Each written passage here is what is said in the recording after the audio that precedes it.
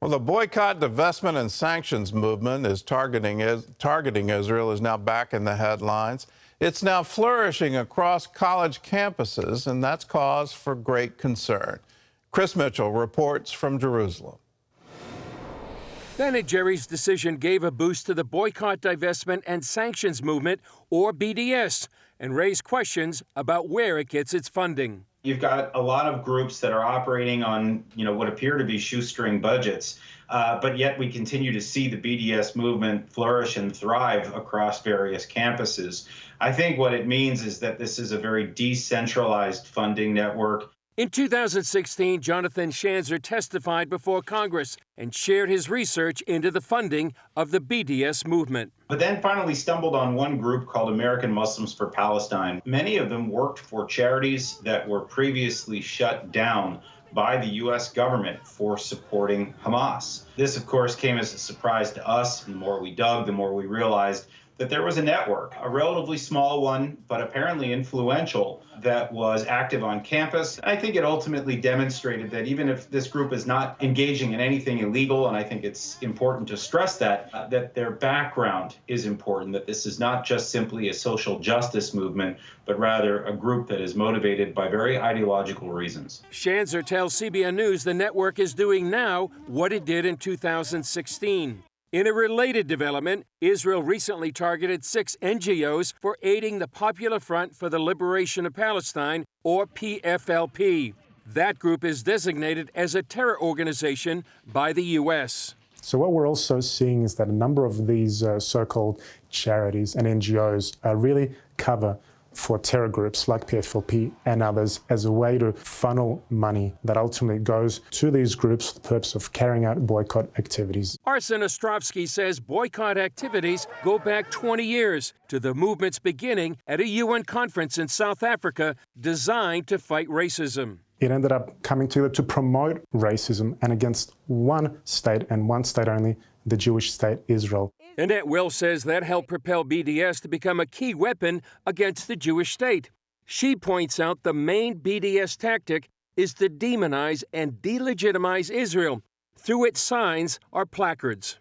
The placard strategy is the equations that everyone who goes to an anti-Israel demonstration sees on their placards. Zionism equals, or Israel equals, or the Star of David equals. These words in our collective consciousness, they connote evil. So what happens through the placard strategy is basically people are exposed to an ongoing refrain that says Zionism, Israel, Star of David equals evil.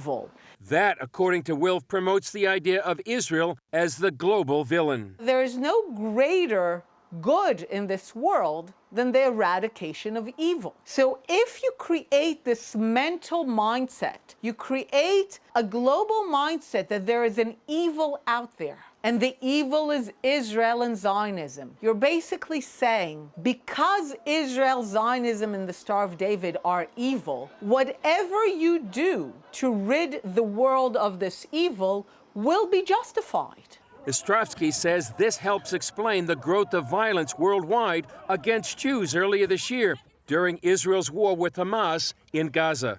Now, this doesn't happen in a vacuum. It is a direct result of this pervasive discourse singling out and vilifying the Jewish state for opprobrium, and that goes to the very core, the very center of what the BDS movement is doing. And since much of this discourse happens at colleges and universities, BDS creates an unsafe place for young Jewish students. Especially students who identify as Zionist or pro-Israel. The economic impact of BDS on Israel seems minimal, especially as the startup nation gets financially stronger through ties with its Arab neighbors and the Abraham Accords. Schanzer warns, however, the battleground is not so much the economy, but the hearts and minds of the next generations. Particularly on college campuses, teaching them, I think, a lot of falsehoods about Israel, about its history, about its politics. And this will certainly make things more difficult for Israel in the future as it battles future generations of what we would call BDSers. And I think this really represents the great challenge, not a well-funded movement, as some people might suggest. It is the dedication to the destruction of the Jewish state. And unfortunately, this is something that has been around for 7+ decades and counting. Chris Mitchell, CBN News, Jerusalem. And let me underline that. This has been around for decades. And you look at the number of attempts to wipe Israel off the map, that has been what the Palestinian people have been dedicated to literally since the 1920s and the creation of the British Mandate by the League of Nations to establish a Jewish state in the British territory in Palestine. So the British had a mandate from the international community to create Israel. They failed in that mandate, but then the UN took it up and allowed the creation of two states. The Palestinians refused their state in 1948, but Israel took its opportunity to have a place and to have self-determination, which was the whole idea behind the British Mandate. The Palestinians have never missed an opportunity to miss an opportunity. They have never wanted peace with Israel. They have never wanted their own state. When you understand that underlying ideology, that the main focus for them, what they teach their children, grandchildren, and now great-grandchildren, is to go kill Israelis. They reward them. They pay them. They give them martyr payments based on how many Jews are killed. This is the stark reality on the ground. So to turn it around and say, well, we now need to boycott Israel because what they're doing to the Palestinians, can you imagine anything like that happening in the United States where suddenly the victim becomes the enemy? It makes no sense when you know the history, but that's what's going on with BDS. Now, when you follow the money goes back to Hamas, the money goes back to the Popular Front. When you follow that money even further, it all goes back to Iran. So when you fund that nation, when you fund them, you've got to realize that a portion is going to come back into terrorism, but another portion is going to come right back to the college campuses here in America. They are putting up chapters in every single college and university. It's amazing the resolutions that are coming out from the universities in North America.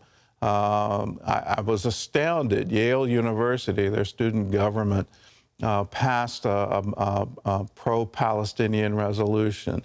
Virginia Tech, right here in Virginia, did the same thing. The University of Toronto just did a similar thing. You look at the spread of this ideology, and you have to take a step back. Are we not teaching our children the real history? What really happened? What's the ideology behind this? So that they can wake up and understand what's really going. We have to fund, if you will, an anti-BDS. So if you want to be a part of this, we have a booklet for you, absolutely free. It's called Stop the Boycott of Israel. You can get it by calling us. It's absolutely free, 1-800-700-7000. Let's be a part of the solution here and not just describe we have a major problem, but now what concrete steps can you and I do to come against this, to support Israel? So if you want it free, all you have to do is call us, 1-800-700-7000. You can also go to cbn.com/BDS.